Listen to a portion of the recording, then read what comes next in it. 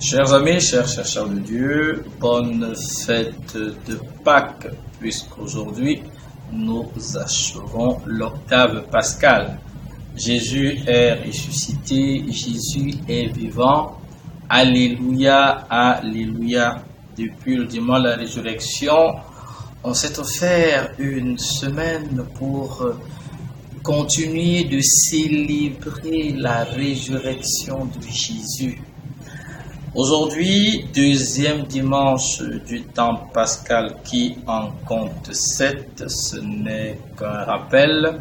Notre Sainte Mère nous donne de nous pencher sur Actes 5, 12 à 16, autant pour moi, le psaume 117, le livre de l'Apocalypse de Saint Jean, chapitre 1, les versets 9 à 13, puis 17 à 19, et l'évangile de Jean au chapitre 20, versets 19 à 31. Depuis le Saint Pape Jean-Paul II, ce dimanche, le deuxième du temps pascal, est consacré ou appelé dimanche de la miséricorde divine. On peut comme ça se rappeler avec intérêt ce qui est écrit dans Luc 6, verset 36. Soyez miséricordieux comme votre Père Céleste est miséricordieux. Occasion nous est donnée de méditer sur les œuvres de miséricorde divine, lesquelles nous garantissent la vie éternelle, lesquelles expriment que nous sommes morts avec Jésus-Christ et ressuscités avec lui. Il y en a 14. On se pencherait volontiers dans le texte de Matthieu chapitre 25, le verset 31 à 46. Le jugement dernier, vous l'avez deviné, pour retrouver ces œuvres-là consacrées, n'est-ce pas, dites de miséricorde divine. Le pape François, il y a quelque temps, est revenu justement sur celle-ci, invitant les chrétiens à les redécouvrir et à les mettre en pratique vivement, qu'à partir de ce dimanche et désormais, un clin d'œil à la communauté des dévots de la miséricorde divine, n'est-ce pas, chapelet à la miséricorde divine, avec cette spiritualité dont Sœur Faustine, n'est-ce pas, est la promotrice sur ordre de notre Seigneur Jésus-Christ. Voilà une occasion qui nous est donnée en ce temps pascal de remettre ces œuvres à l'ordre du jour dans nos vies. Je rappelle qu'elles sont 14. Il y a 7 qui sont spirituelles et il y a 7 qui sont corporelles. 7, on l'a imaginé, on le sait, c'est le jour de la perfection. Oui, ce dimanche, en parcourant les différentes lectures, en ce temps de Pâques, je voudrais nous inviter à regarder les métamorphoses qui sont la conséquence de la présence de Jésus. Et par conséquent, on va se demander nous-mêmes si, n'est-ce pas, le ressuscité vit en nous, puisqu'au finish, c'est de ça qu'il est question. On a rapporté par Saint Luc, qui est l'auteur du livre des Actes des Apôtres. On a Pierre, on a Jean, on connaît l'épisode. Il s'en allait au temple, le mendiant fait sa quête quotidienne pour sa pitance. Au nom de Jésus, lève-toi et marche. Ensuite, on la connaît. Il bondit, il est guéri. Et Luc nous dit que désormais, à partir de là, n'est-ce pas, les gens se sont rassemblés autour de Pierre, autour de Jean. Ils sont devenus croyants. On se rappelle que ce que Pierre a dit, pour revivre, il faut croire en Jésus-Christ.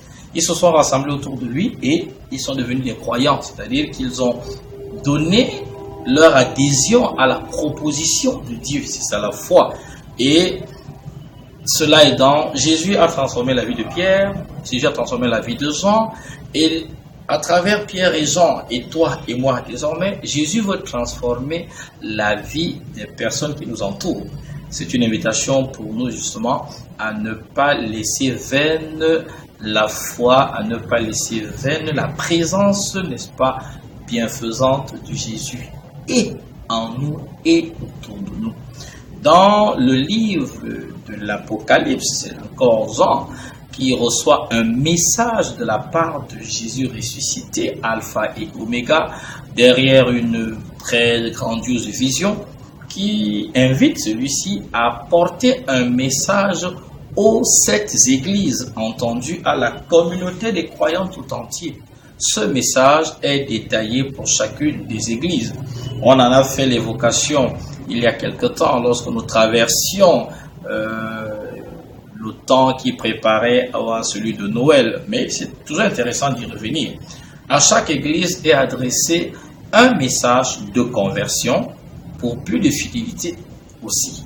Quel est le message que Jésus m'adresse à moi d'abord aujourd'hui? Quel est le message que Jésus adresse à ma famille? Quel message Jésus adresse-t-il à notre communauté nationale, à notre communauté des citoyens, à ceux et celles qui traversent des moments assez difficiles?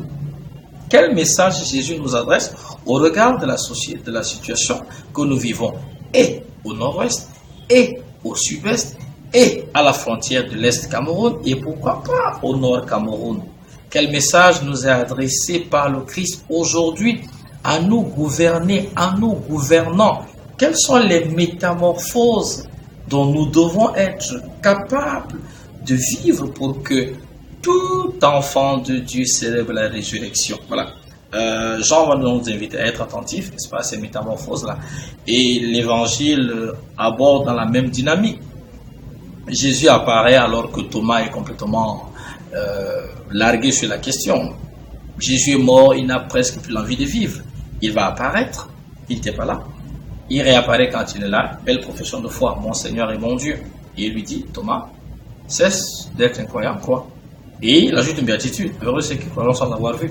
Il pensait à toi, il pensait à moi, et à tous ceux qui, jusqu'à ce qu'ils reviennent, allaient accepter sa proposition de la vie éternelle. Oui, aujourd'hui, c'est encore une belle fête. Plaise au Seigneur de nous aider à célébrer la destruction de la peur, de la mort, de l'incertitude. C'est ça le croyant. Un croyant n'a pas peur. Un croyant n'est pas triste. Le croyant, cherchez partout, vous trouverez, c'est les personnes qui savent et ce qu'elles sont et ce qu'elles veulent. Oui, demandons la grâce nous-mêmes de ne pas nous attacher des choses qui nous font peur, de ne pas faire peur aux autres.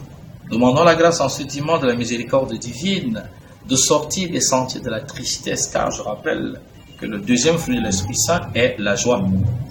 Encore une bonne fête de Pâques. Nous avons un temps pascal devant nous. Comment allons-nous le mettre à profit? Un indice.